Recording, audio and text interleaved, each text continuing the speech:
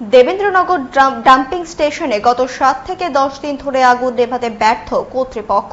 সে বিষয়ে বৃহস্পতিবার পশ্চিম জেলার জেলা শাসকের কাছে ডেপুটেশন প্রদান করেন সিপিএম নেতৃত্ব। পবিত্র করের নেতৃত্বে প্রতিনিধিরা জানান, দেবেন্দ্রনগর ডাম্পিং স্টেশন সংলগ্ন এলাকার পরিবেশ অস্বাস্থ্যকর হয়ে পড়েছে। ফায়ার সার্ভিস গিয়েও আগুন নেভাতে পারেনি।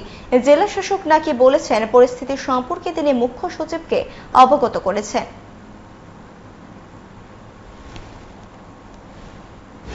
আচ্ছা, গত 7 দিন যাবৎ আগুন লেগেছে এবং ধোয়ার জন্য প্রায় 3 থেকে 4 কিলোমিটার এলাকা ধোয়া, আপনারা এখনো গেলে দেখতে পারবেন ধোয়া উঠেছে। ধোয়ার ফলে এখান থেকে সমস্ত মাছি যা আছে এই সমস্ত গ্রামগুলিকে গিয়ে মানুষের জীবন অতিষ্ঠ করে তুলেছে। এত পচা গন্ধ আর কি, ওইখানে যাওয়া যায় না।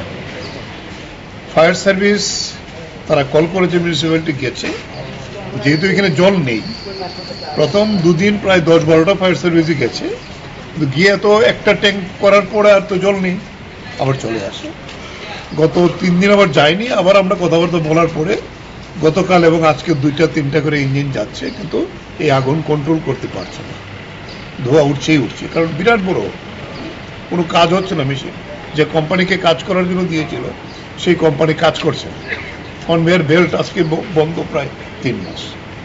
আমরা দেখলাম, যখন ডিএম সাহেবকে কথা বললাম, উনিও ঘটনাটা জানেন, উনি খোঁজখবর নিয়েছেন। উনি বলছেন, আমি চিফ সেক্রেটারিকেও জানিয়েছি।